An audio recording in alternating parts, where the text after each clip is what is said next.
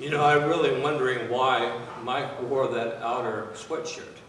He said it was to hide the brace that he was wearing, but he showed us all the brace, so he wasn't really hiding it, was he? I'd like to make a couple comments about some of the prayer requests. Don Sievers is approximately my age. He is quite... I knew him when I was in Bible college. He had graduated from Bible college before I did, so he might be just a little bit older. I'm not quite sure.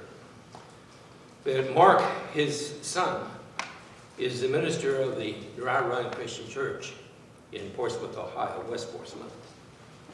And it's one of the fastest growing churches that we have in this area.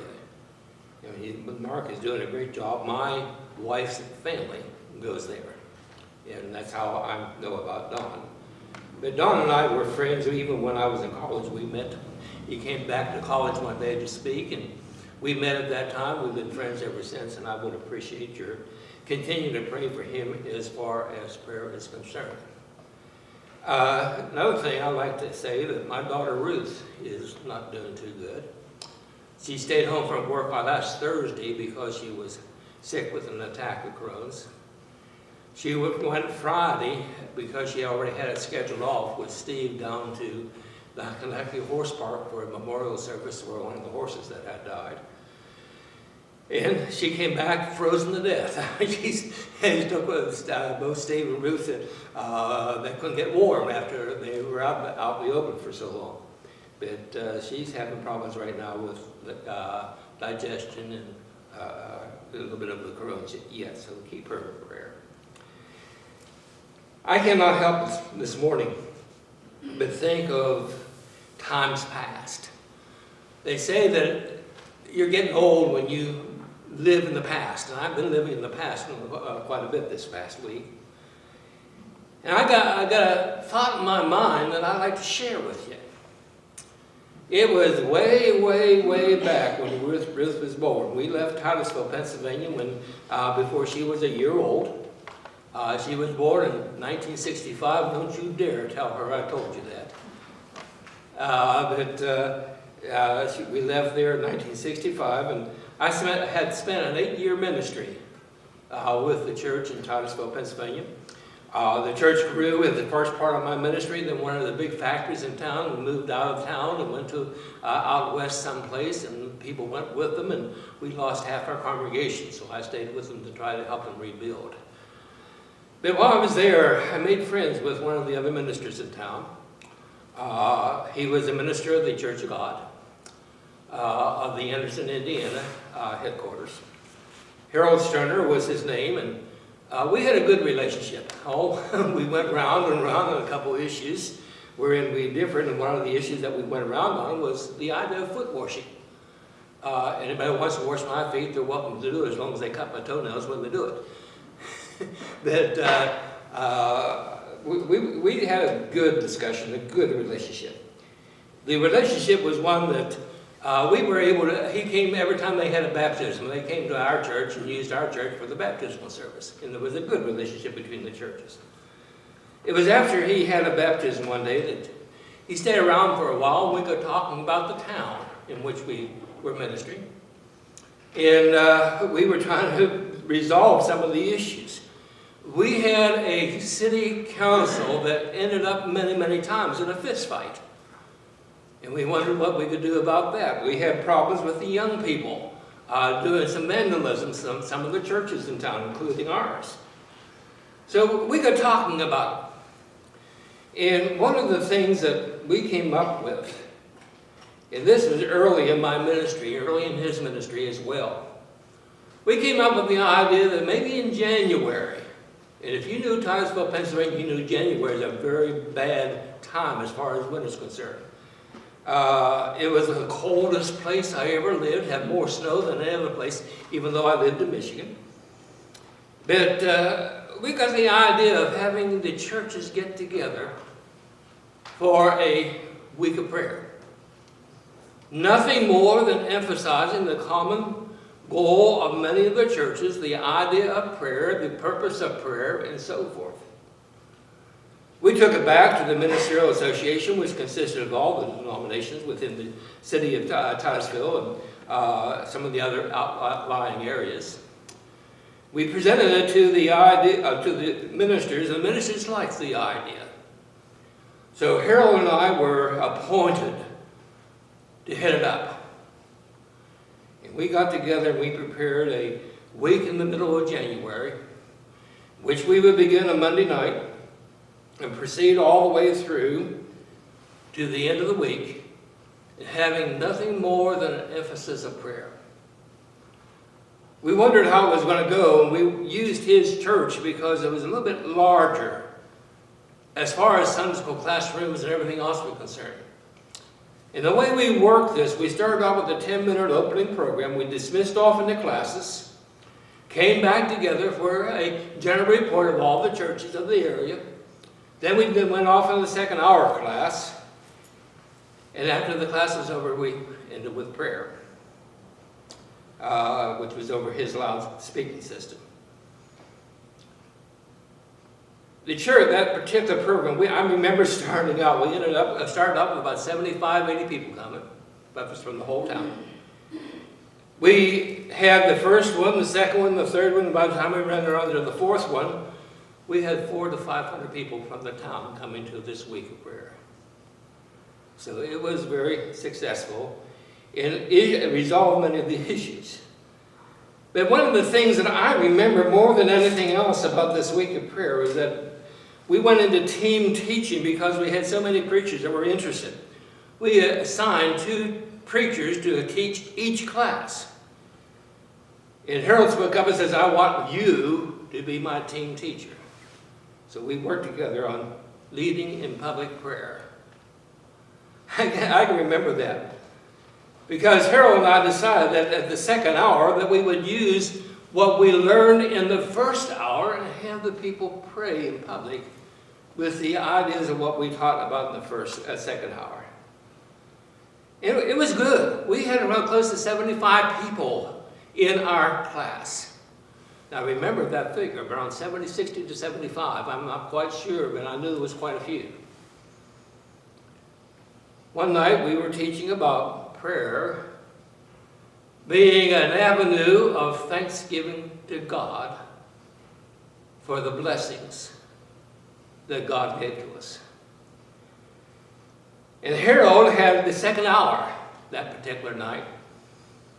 He got up and he says, all right, he said, we're going to have public prayer. He said he wanted each one to think of one spiritual thing that they were thankful to God for. And the next one would think of another, and all the way around. And the idea was you only taught one, but once that was said, you could not repeat it. You had to think of something else. Now, remember, there were 60 to 75 people there. I know it was quite a crowd because we had to bring in chairs. It was a big classroom, about 60 people in the classroom. I think I could have shot Harold that night. That's speaking proverbially, not in reality. Because he said, I'll start it, and Brother Phil will end it.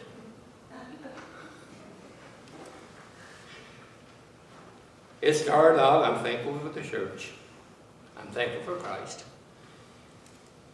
And it ended up, by the time that each person said theirs, every thought I had was used up.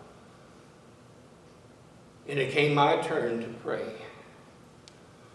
After 75 different thoughts, ideas of why we are thankful, I had to find something that had not been used. I remember my prayer because I breathed a sigh of relief when it came to my mind. I'm thankful that we have so many thankful people here praising God for their thanksgiving.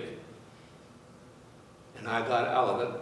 Harold Sterner looked after me afterwards and says, I did that purposely. He said, I just wondered what you would come up with after everybody had prayed. If I were this morning to ask you to write down your thoughts of what God has done for you and what you are thankful for in that respect, what would you say? What would you write? Now, I had thought this morning that I would start in the front and work back and have everybody do what we did that night. What are you thankful to God for? But I was afraid I would have to end it like I did that other time. Thanksgiving is one of the greatest times of the year.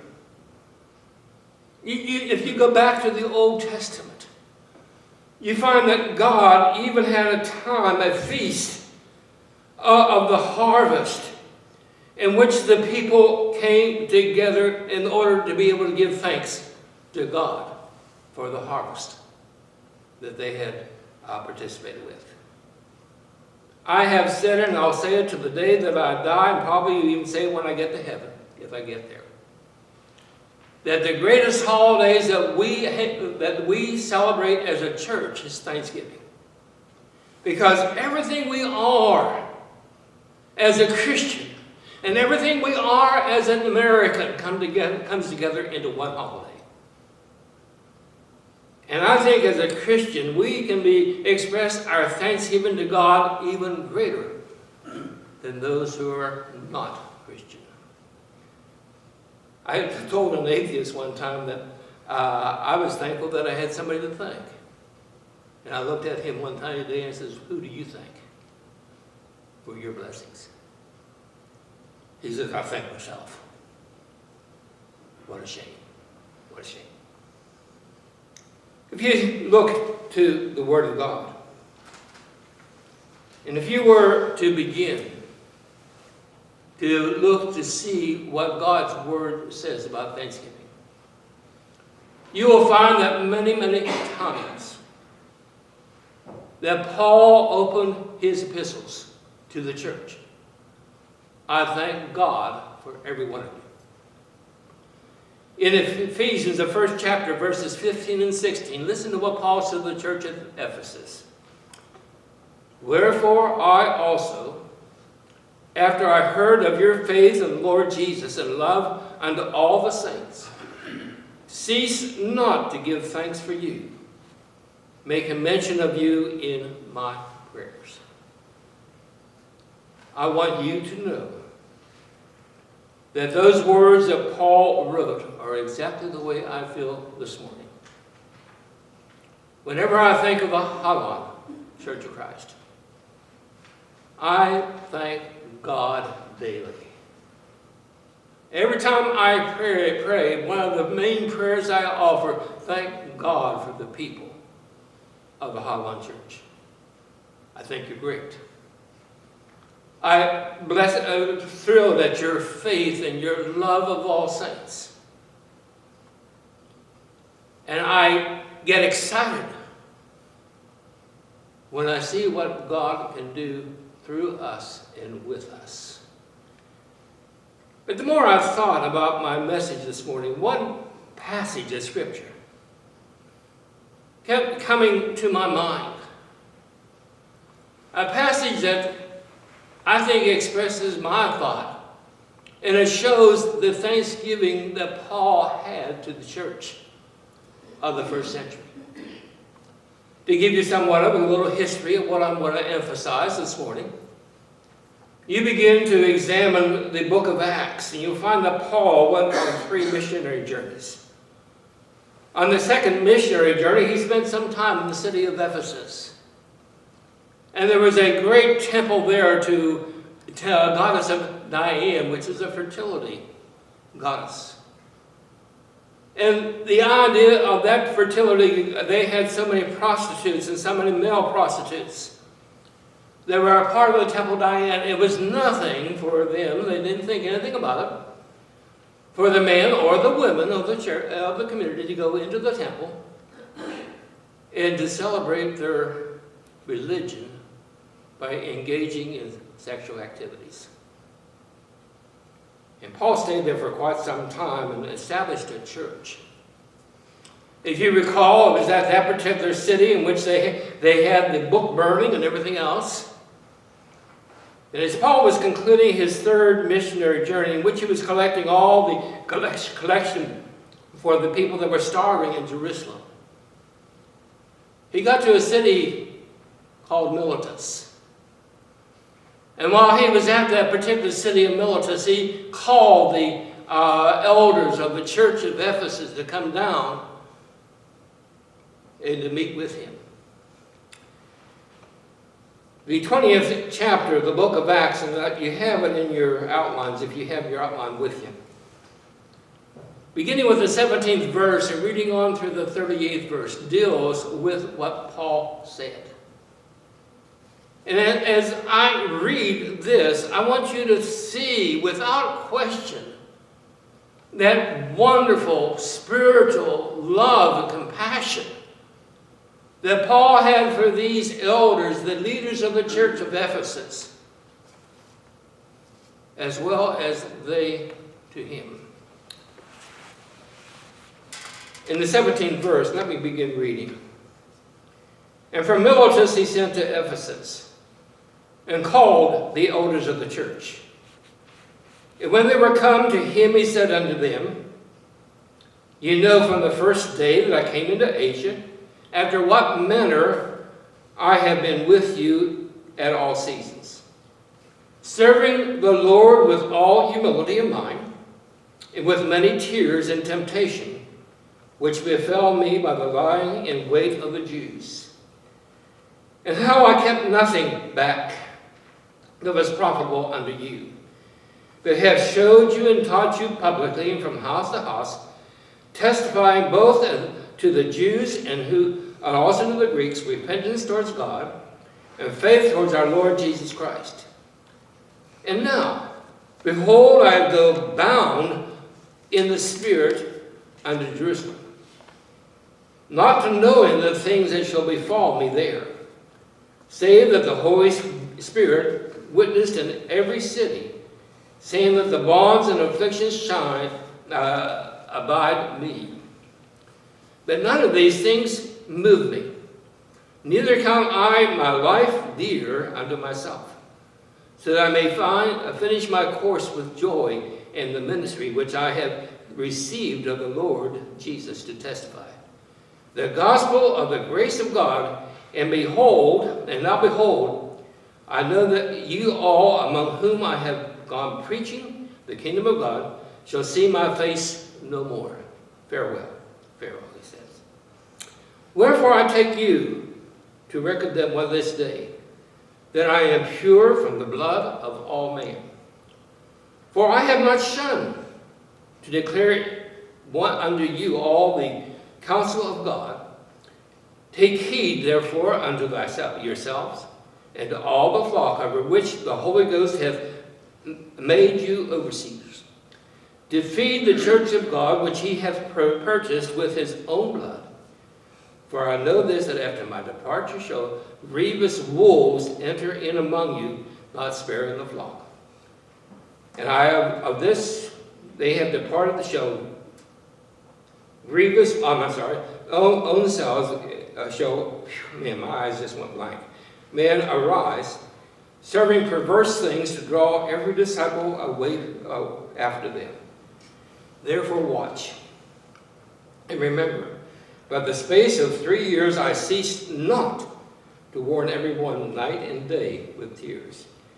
And now, brethren, I commend you to God, and to the work of his grace, which is able to build you up, and to give you an inheritance among all them which are sanctified. I have coveted no man's silver, or gold, or apparel. Yes, ye yourselves know that my hands have ministered unto my necessities, and to them which were with me. I have showed you all things, and now there's no laboring. You ought to report the weak, and to remember the words of the Lord, how he said, it is more blessed to give than to receive. And when he had thus spoken, he kneeled down and prayed with them. Here's one of the things I want you to see. And they all wept sore, and fell on Paul's neck, and kissed him, sorrowing most of all for the words which he spake, that they should see his face no more. And they accompanied him unto the ship. I don't know whether you saw it or not. And I'm going to have to hurry through the application I have here. But did you notice the love and the compassion, the relationship, that after Paul spoke to them, they hugged his neck, and they were grieving because they would see his face no more. I am thankful for that relationship that exists in the church today. And as I think about the church today, and I'm looking at the wall clock back there, and I apologize, I have running out of time. But as I think of the church today, I think of its witness in our community. And I see 3 P's of that witness: the property. And I think that we in the Highland Church can be proud of the witness of our property. It's a beautiful church, beautiful building, and we keep it up. I know that Don Lucas mows the grass during the summertime. Something happens to the building, we are quick to repair it and to keep it in good stead. And I think that's a good witness to the community. But that's 3rd in the list. The 2nd in the list, I think, is the pew, me. I'm sorry, the pulpit, me. I think we ought to demand that whoever stands here preaches God's word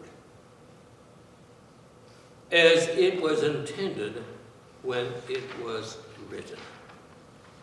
Oh, I'm very familiar with all the different interpretations and all the different things that are said in order to be able to excuse us not from following the Word of God.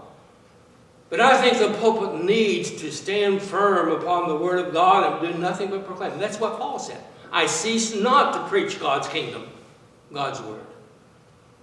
And I think you are important as far as our witness community. What do you as a Christian do during the week to be able to promote God's kingdom and God's church? I think we ought to give a tithe. I think we ought to give of ourselves. And believe it or not, I believe that there's only one stewardship that people in the pew, as well as the minister, needs to be aware of, and that's the minister of the stewardship of the gospel of Christ. And whatever it takes to preach that word, we ought to give it with that glory. I'm going to have to bring my thoughts to a close. I can go for another hour when I talk about my being thankful for the church. But in this time, day and age, when things are going the way they are, and the world's and the difficulty is, I'm thankful that the church stands firm upon the rock of Jesus Christ. And that we take our responsibilities of a witness seriously through property, pulpit, and pew. We're going to be singing our song of invitation. Hymn number, just as I am. I don't have my paper with me. What number is it? 62. 62. Let's sing the first verse only. And anybody that needs to accept Christ, we invite you to come.